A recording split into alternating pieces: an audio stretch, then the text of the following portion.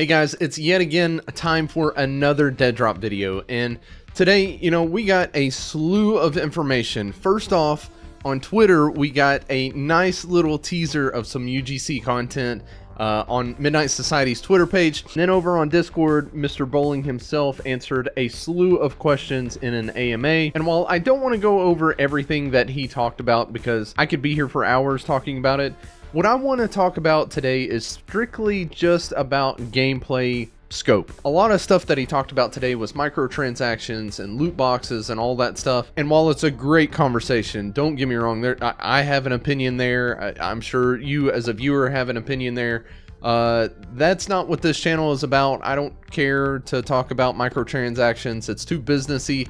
I'm here to talk about the fun stuff, and that's what I want to talk about today. I want to talk about the gameplay stuff that was pretty much confirmed today. So first up, let's dive into this picture that Midnight Society tweeted today, and let's see what we can find. So this is the image that Midnight Society tweeted out today, and first, right off the bat, the biggest thing that stuck out to me is this is a new map. And when I first saw this, I was thinking, oh, this is a Proving Grounds map. And if you're unfamiliar with Deadrop and the terminology, basically what a Proving Grounds map is the introduction of a sector. So we have seen this a couple of times now. We got a Proving Grounds map for Sector 3, and we're currently on Proving Grounds 2. We don't know what sector. They haven't revealed what that's going to be yet, but that will turn into a sector down the road. Now, you may say, well, Joker, what's a sector? Basically, it is a piece of the map. There are going to be 7 sectors altogether in this tower map, and the Proving Grounds is just the beginning piece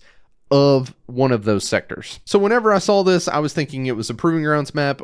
We've seen 2 before, and this looks very similar to it. But if we head over to the head level designer Brad Boyce's Twitter, we see a different story. So this is Brad Boyce's Twitter. You should definitely be following him if you're into anything Deadrop.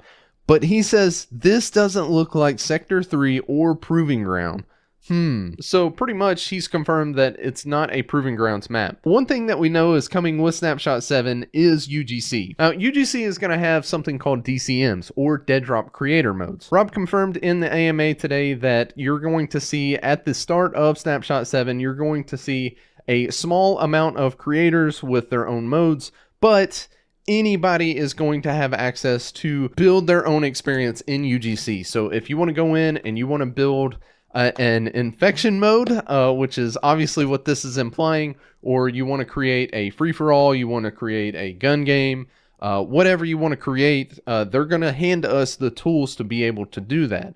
Now, one thing that he did mention is that the map editing of UGC will come at a later date, so don't expect any kind of map editing in this update. But what I'm guessing is that we're going to be able to jump into this one map or multiple maps that they've already pre-made, and we're going to be able to change the modes as we please. All right, now back to the picture. So we've already talked about the map. We think we know what that's going to be, and it looks massive, by the way. But the other big thing is in this guy's hand right here. We got melee weapons, and you may think that, oh, well, that's just for infection. Well, let's listen to Rob and hear his reaction today. Will melee be in regular gameplay or just infected? Oh man. I guess we'll see. How about you play some DCMs that have knife melee in it, and then we talk about how we want to incorporate that into the core experience. So with melee weapons being asked and his reaction, you gotta assume that melee weapons are gonna be in the game eventually. That's a big deal. I touched on it a little bit earlier, but this is obviously infection. You've got round 1, humans survive, infected kill. We don't know the exact rules of it, but it is some form of infection, which is stupid exciting. Also, just a quick note, it looks like we've got some new UI that looks pretty clean. I like the clean look. It looks really good. The only other thing that I'll quickly talk about is it looks like he's got some green customization, like some green boots and a little bit on his sleeves here, while it looks like this guy doesn't. Now, this could be a trait of infection. It could be one of the cosmetics that we get out of the loot boxes. Who knows? Only time will tell, but keep your eye on that. And that's about all I wanted to talk about regarding this picture. There's a lot to unpack there, a lot of good stuff, a lot of stuff to be excited about if you're excited about UGC. Okay, and so now I want to talk about the car gameplay, because we got some really good information out of Rob today whenever he was talking about the customization and what that car gameplay is going to look like.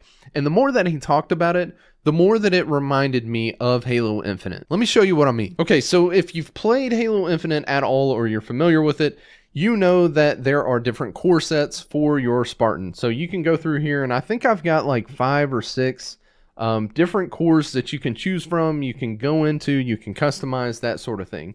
So the way that Rob described the car customization is basically you would be able to go in with your whatever car you choose. As of right now, we know that there are 2 cars in the game. You've got the Gallus, which is the default car, and then you've got the Lonin, which is the Dr. Disrespect driver's package, and that's the way that you get access to that vehicle. So think of those 2 vehicles as 2 separate cores if you're relating it to Halo Infinite, right? So we've got a core here, right? What Rob was saying is that you would be able to get certain parts in the world, loot it, extract with it, and then you would be able to customize your car however you would like, and then slap a wrap or a car paint to customize to your liking. So it is exactly like Halo Infinite. I can come in here and I can change my helmet to however I want. So imagine that you can go into your car and change the spoiler on the back, for example, or the wheels, or whatever. You'll be able to customize it, and then you'll actually have your wraps and your skins. You know, the structure of my Spartan the structure of my Spartan hasn't changed, but I'm able to change the color, change the wrap per se. So you can essentially think of the level of customization as far as the vehicles go to be exactly like Halo Infinite. Now, speaking of vehicle gameplay, we saw the trailer that Midnight Society tweeted out a few days ago that had the vehicle gameplay in it, and we still had some questions on what that was going to look like. But luckily today, Rob leaked some stuff in the AMA. Let's take a listen on what he had to say about it. So you'll go in the player hideout, you'll fill out your inventory. If you want to be able to shoot at other cars and disable them while you're in the driver experience, then you want to make sure you equip an SMG or pistol. Right now, that's the only weapons you can use. Otherwise, if you just want to focus on the driving, then don't worry about what your loadout is. You can go in naked, you can go in with whatever you want. And then you are going to be racing to where you want to be in the tower, right? So obviously right now we have Sector 3. Eventually there will be many other sectors. So you will be racing to the sector you want, but not just the sector you want, but also where you want to be in that sector. Because obviously sectors are huge, and they're made up of different POIs, different areas. And so as you're driving, you're trying to get there first and to the place you want, because not every area of every sector can hold every single player, right? So each one has a specific limit of how many players can go in it. So if the area that you want, enough cars have already got in there, then that route is going to shut down. So big barriers, gates will come up, and you'll have to find a different route. So that's why you want to be faster, better than everybody else. The only disadvantage to taking out other players for them is that, you know, their car is going to explode or whatever, and then they're going to have to, you know, be behind you.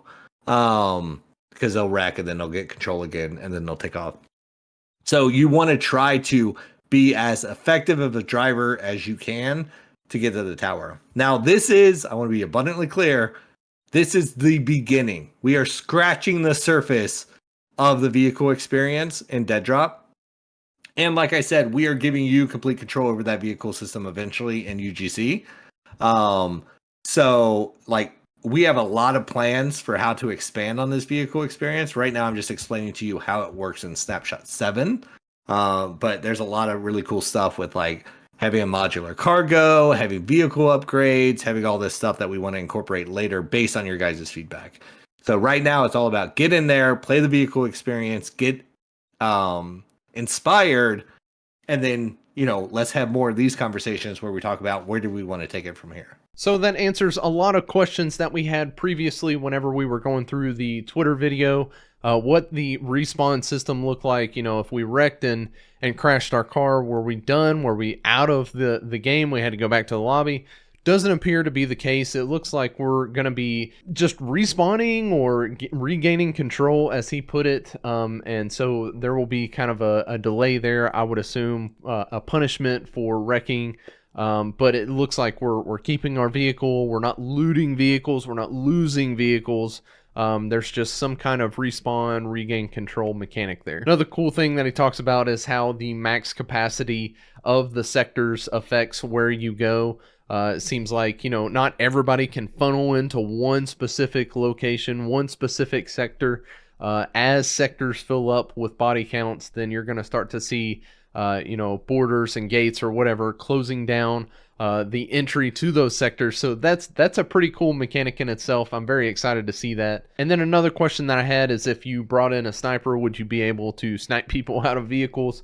It looks like that right now you're only able to bring in pistols and SMGs. That's it. You can't bring anything else. So that's really interesting. I feel like a sniper or even chucking grenades would probably be a little bit OP. So they've probably seen that in their gameplay testing. So they're probably trying to get ahead of that as much as they can. But lots of good questions were answered just in that clip. A lot of good stuff to think about going forward. And that's pretty much it. That's all I want to talk about today. You know, I could go into, like I said, the microtransactions conversation, and I'm just not going to go that way. You could probably create 10 videos on just that one subject, because Rob said a lot. The biggest thing that I'll tell you guys right now is that we are still in a testing phase. You know, everything is subject to change. So don't get too attached to how things are right now in this phase.